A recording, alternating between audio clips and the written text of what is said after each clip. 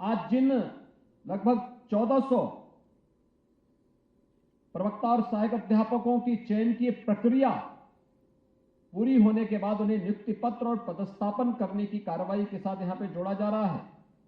तो उन सबसे इस बारे में कहूंगा। उनमें से बहुत सारे लोग ऐसे होंगे जो कई वर्षों से इंतजार कर रहे थे। वे तमाम अन्य परीक्षाओं में इससे पहले भी यूपीएससी की रही हो या फिर अधीनस्थ सेवा चयन आयोग या माध्यमिक शिक्षा चयन आयोग, उच्च शिक्षा चयन आयोग या अन्य तमाम परीक्षाओं का पाठ रहे होंगे, प्रयास किए होंगे। बहुत बार उनकी योग्यता होने के बावजूद भी उनका चयन नहीं हुआ होगा, क्योंकि जिस प्रकार का भेदभाव पहले होता था, भर्ती की प्रक्रिया में जिस प्रकार का भ्रष्टाचार 2017 के पहले उत्तर प्रदेश के अंदर था, वह किसी से छुपा हुआ नहीं है। भर्ती निकलती थी और महाभारत के सारे रिश्ते वसूली के लिए निकल पड़ते थे। यह किसी से छुपा हुआ नहीं है। लेकिन विगत 5.5 वर्ष के अंदर अगर हमने प्रदेश के अंदर अपराध और अपराधियों के लिए जीरो टॉलरेंस की बात की, तो हम लोगों ने विगत 5.5 वर्ष के अंदर भ्रष्टाचार और भ्रष्टाचारियों के लिए भी उसी जीरो टॉलरेंस की नीति को अपनाया है, और उसी का परिणाम है कि आज प्रदेश का युवा अपनी योग्यता,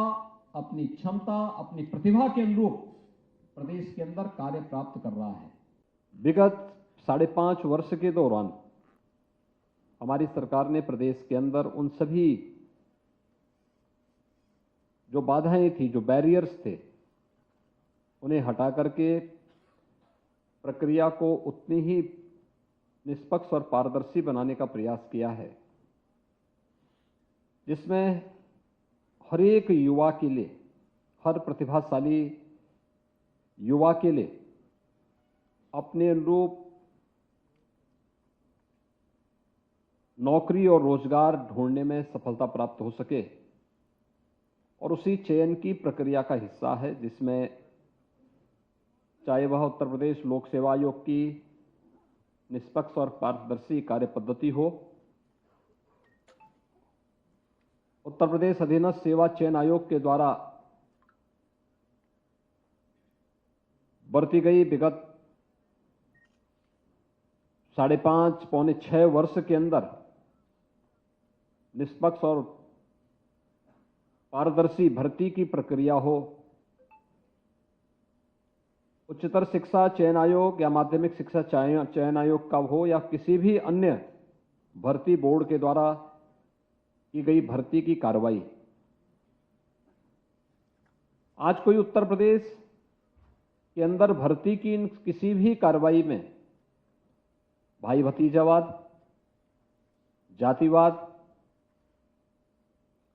या भ्रष्टाचार की शिकायत नहीं कर सकता, और किसी भी सरकार का यह दायित्व बनता है कि वह ईमानदारी से इस प्रक्रिया को आगे बढ़ा करके चयन की प्रक्रिया में सुयोग्यतम पात्र अभ्यर्थियों को मौका मिल सके, उन्हें अपनी प्रतिभा और अपनी ऊर्जा का लाभ अपने राज्य के अंदर देने के लिए उस प्रकार का मंच दे सके। यह राज्य सरकार ने विगत 5.5 पौने 6 वर्ष के अंदर इस प्रक्रिया को आगे बढ़ाया है। डिग्री लेकर के नौकरी प्राप्त करना एक शिक्षक केवल यहीं तक सीमित नहीं है, उसके लिए अब एक विस्तृत क्षेत्र अब बन चुका है। आपने अपने जीवन में जिस फील्ड को चयन किया है वो जितना आसान दिखता है उतना ही चुनौतीपूर्ण भी है। आसान इसलिए क्योंकि हर व्यक्ति एक शिक्षक के रूप में आपके प्रति सम्मान का भाव रखेगा। आपने एक आसान प्रक्रिया के माध्यम से आपको चयन की प्रक्रिया के साथ जोड़ करके आपने नियुक्ति पत्र भी प्राप्त कर लिया है। लेकिन चुनौतियां इसलिए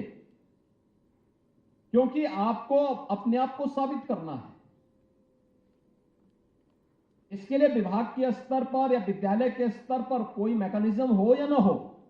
लेकिन आपको अपने आप को तो साबित करना ही होगा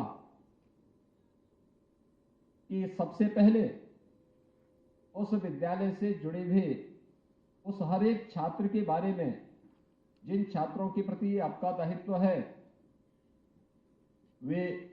अच्छे अंक प्राप्त कर सकें, वहां पे एक शैक्षणिक माहौल पैदा हो सके, इसको बनाने में योगदान देना। दूसरा, आप अपने स्तर पर ऐसा कैसे माहौल पैदा कर सकते हैं कि राष्ट्रीय शिक्षा नीति जो आदरणीय प्रधानमंत्री जी की मंशा के अनुरूप देश के अंदर न केवल शैक्षिक गुणवत्ता के लिए बल्कि हम नवाचार, शोध और विकास की एक नई प्रक्रिया के साथ उसे जोड़ सकें, उसके अनुरूप हम अपने आप को कैसे तैयार कर सकें, हमारा संस्थान कैसे तैयार हो सके, ये चीजें भी हमें उसके साथ जोड़नी पड़ेंगी। हमें हमेशा अपने आप को अपडेट रखना पड़ेगा। देश और दुनिया के अंदर क्या कुछ हो रहा है, समाज के अंदर क्या कुछ हो रहा है, ये सारी चीजों को अगर हम अपने साथ जोड़ करके अपने आप को अपडेट करेंगे, बहुत सारी समस्याओं का समाधान होता हुआ दिखाई देगा और आपकी एक अलग छवि बनेगी। सम्मान के प्रतीक के रूप में लोग आपको देखेंगे। राष्ट्रीय शिक्षा नीति आदरणीय प्रधानमंत्री जी ने देश को एक शिक्षा जगत के माध्यम से भारत को दुनिया की एक सबसे बड़ी ताकत बनाने की दिशा में उठाया गया एक बहुत बड़ा क्रांतिकारी निर्णय है। हर एक शिक्षक को इसके प्रति अपने आप को जोड़ना होगा और उसमें बताए गए कर्तव्यों के अनुरूप अपने आप को ढालना होगा। मेरा मानना है भारत दुनिया के अंदर शिक्षा का एक बहुत सबसे बड़े केंद्र के रूप में फिर से उभरने की संभावना रखता है। उन संभावनाओं के लिए हमारे शिक्षकों को अपने आप को तैयार करना होगा।